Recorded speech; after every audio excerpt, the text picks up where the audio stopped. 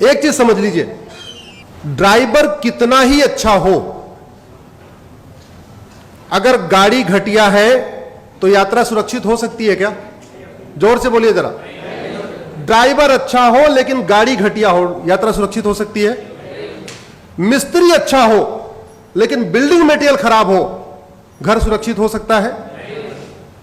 Doctor अच्छा हो लेकिन दवा घटिया हो, शरीर स्वस्थ हो सकता है क्या? ऐसे ही शासक कितना ही अच्छा हो, कितना ही मेहनती हो, कितना ही ईमानदार हो, कितना ही राष्ट्रभक्त हो, लेकिन अगर कानून घटिया है, न्यायिक व्यवस्था जो है कमजोर पड़ गई है, तो याद रखिए न माओवाद कम होगा, न नक्सलवाद कम होगा, न अलगाववाद कम होगा, न धर्मांतरण कम होगा, न जिहाद कम होगा, न मजहबी उन्माद कम होगा, न कट्टरवाद कम होगा, न घूसखोरी कम होगी, न जमाखोरी कम होगी, न मिलावटखोरी कम होगी, न कालाबाजारी कम होगी, न नशा तस्करी कम होगी, न मानव तस्करी कम होगी, कुछ भी कम नहीं होगा। जो समस्या भारत में है वो अगर अमेरिका में नहीं है, तो क्या अमेरिका के राष्ट्रपति हमारे प्रधानमंत्री से ज्यादा काबिल है, ज्यादा मेहनती है, ज्यादा ईमानदार है? नहीं। डिफरेंस क्या है दोनों देशों में? कानून। That's it. केवल और केवल, केवल और केवल। और याद रखिए, अगर आप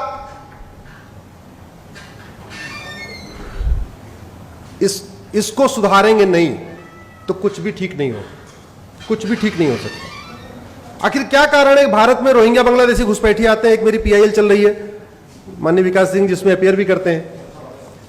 2017 में मैंने पीआईएल फाइल किया था कि भारत में 5 करोड़ रोहिंग्या बांग्लादेशी आ चुके हैं। ये रोहिंग्या बांग्लादेशी अमेरिका क्यों नहीं जाते, सिंगापुर क्यों नहीं जाते, चाइना क्यों नहीं जाते, फ्रांस क्यों नहीं जाते, भारत क्यों आते? क्योंकि हमारा कानून घटिया है। हमारे यहां 1946 का फॉरेनर एक्ट चल रहा है, वो फॉरेनर एक्ट एकदम टीथलेस है, उसमें कोई दांत नहीं है। उन सबको पता है, बाहर वालों को, कि यहां घुस जाओ, एक बार घुस गए कोई दिक्कत नहीं। और जो सबसे बड़ी समस्या है, एक कड़वी सच्चाई आप इसको समझिए, घुसपैठिए घूस दे के आते हैं, घूस दे के आधार बनवाते हैं, घूस दे के राशन कार्ड बनवाते हैं, घूस दे के बर्थ सर्टिफिकेट बनवाते हैं, घूस दे के ड्राइविंग लाइसेंस बनवाते हैं, और घूस दे के वोटर आईडी बनवाते हैं।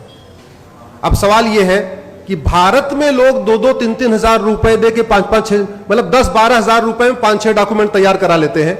ऐसा अमेरिका सिंगापुर में क्यों नहीं करा लेते?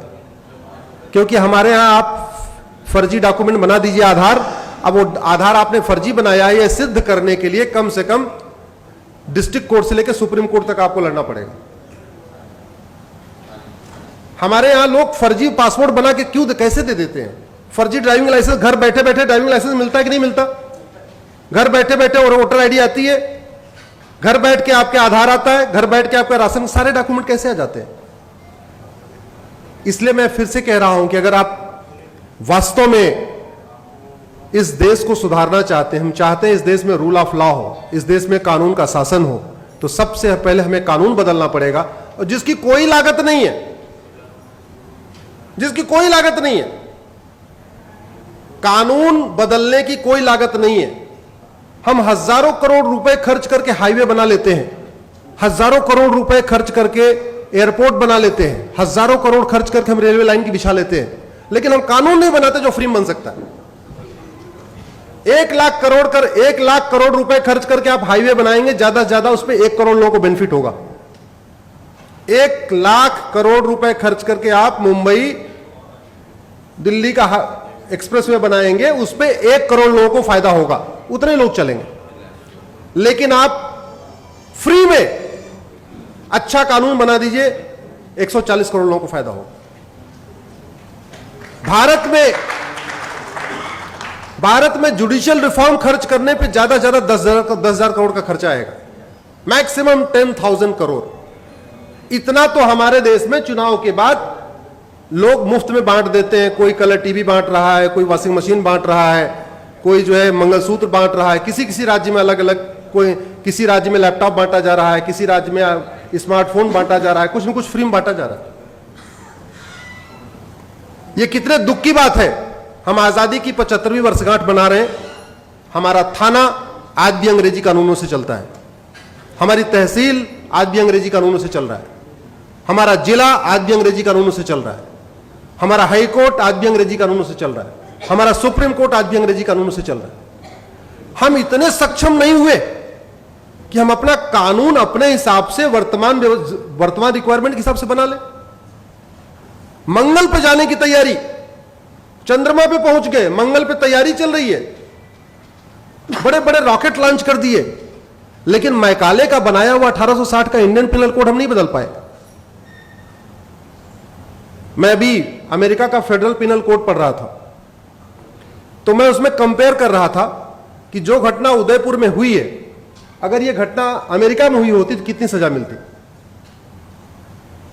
हमारे इंडियन पिनल कोड में एक धारा है 302, मर्डर।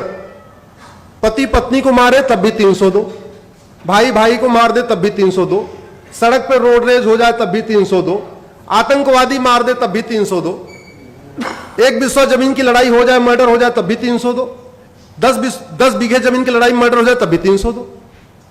हमारे पूर्वांचल में कहावत है, सब धान 22 पसेरी। जो लोग पूर्वांचल के होंगे जानते होंगे। अमेरिका का मैं फेडरल पिनल कोड पढ़ रहा था, मर्डर की अलग धारा, बुचरिंग की अलग धारा, जेनोसाइड की अलग धारा, हेट क्राइम की अलग धारा, टेररिज्म की अलग धारा। तो जब मैंने कैलकुलेट किया तो पता चला कि कन्हैया को जिसने मारा उदयपुर में, अगर उसने अमेरिका में मर्डर किया होता उसको 550 साल सजा होती। अमेरिका में कितनी होती? 550 साल। भारत में कितनी होगी? आजीवन कारावास, फांसी नहीं होगी। फांसी हुई क्या पिछले 20 साल में? बताइए। याकूब मेनन के अलावा और अफजल गुरु के अलावा किसी को फांसी हुई?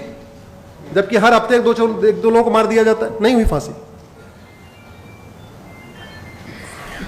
तो इसलिए मेरा यह कहना है कि सबसे पहले जो सरकार कर सकती है देश हित में, बिना किसी बजट के, कम से कम पैसे में, बिना लोगों पे एक्स्ट्रा टैक्स थोपे हुए, वो जुडिशियल रिफॉर्म कर सकती है, जो ये विषय है।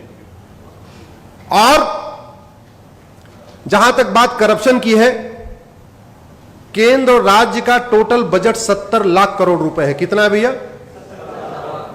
इस 70 लाख करोड़ का 20% घूसखोरी, कमीशनखोरी, दलाली, कटमनी, तोलाबाजी में चला जाता है। 70 लाख करोड़ का बजट का 20% का मतलब हुआ 14 लाख करोड़। यह 14 लाख करोड़ बचाया जा सकता है। यह 14 लाख करोड़ बचाया जा सकता है अगर उस पर गंभीरता के साथ चर्चा हो। कैसे बच सकता है? सरकार 80 करोड़ लोगों को मुफ्त में राशन दे रही है। इसका मतलब 80 करोड़ लोग पर डे 150 रुपए से कम खर्च करते हैं। सरकारी आंकड़े बताते हैं कि 110 करोड़ लोग पर डे 100 रुपए से कम खर्च करते हैं। तो भारत के 110 करोड़ लोग पर डे 100 रुपए से कम खर्च करते हैं, यानी 80% लगभग। जो 20% लोग 100 रुपए से ज्यादा खर्च करते हैं, उनके पास एटीएम है, पेटीएम है, भीम है, यूपीआई है, डेबिट कार्ड है, क्रेडिट कार्ड है। तो फिर ये 500 और 2000 की नोट किस लिए? जो 20% लोग 100 रुपए ज्यादा खर्च करते हैं, उनके पास सब है। जो खर्च नहीं करते, उनको 2000 नोट की जरूरत नहीं है। अगर हम 100 रुपए से बड़ी नोट बंद कर दें तो 25% भ्रष्टाचार तुरंत खत्म हो जाएगा, तुरंत खत्म हो जाएगा। और भ्रष्टाचार खत्म होने का मतलब 25% भ्रष्टाचार खत्म होने का मतलब 25% घुसपैठ खत्म हो जाएगी, 25% धर्मांतरण खत्म हो जाएगा, 25% अलगाववाद खत्म हो जाएगा, 25% आपका खालिस्तानी अलगाववाद खत्म हो जाएगा। सभी जितनी देश विरोधी गतिविधियां हैं सब 25% कम हो जाएंगी, क्योंकि कोई भी देश विरोधी एंटी नेशनल एक्टिविटी फ्री में नहीं होती, सब बाकायदा पैसे से होती है।